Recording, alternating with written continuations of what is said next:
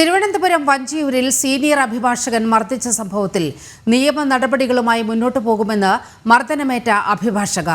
Advocate basin ദാസിനെ uniform ധരിച്ച് കോടതിയിൽ കയറാൻ കഴിയാത്ത സ്ഥിതിയിൽ നിയമ നടപടി സ്വീകരിക്കും. ഓഫീസിൽ കയറി അറസ്റ്റ് ചെയ്യാൻ ബാർ അസോസിയേഷൻ സെക്രട്ടറി സമ്മതിക്കാതിരുന്നതാണ് പ്രതി രക്ഷപ്പെടാൻ കാരണമെന്നും യുവതി പറഞ്ഞു. അതേസമയം അഡ്വക്കേറ്റ് ബേസിൻ ദാസ് മുൻകൂർ ജാമ്യത്തിനായുള്ള നടപടി ആരംഭിച്ചതായാണ് സൂചന.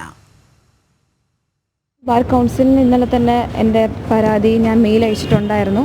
സൈൻ ചെയ്തിട്ട് മെയിൽ അയച്ചിട്ടുണ്ടായിരുന്നു. അവരത് എല്ലാവരും ഹൈക്കോടതി നമ്മുടെ ബാർ കൗൺസിലായാലും സുപ്രീം കോർട്ടിൽ നിന്ന് വരെ എനിക്ക് വിളിച്ചിട്ട് എല്ലാ ഭാഗത്തും നല്ല സപ്പോർട്ടാണ്. നമ്മുടെ ബാർ അസോസിയേഷൻ ആയാലും എല്ലാ ഭാഗത്തു നിന്നും നല്ല സപ്പോർട്ട് തന്നെയാണ്.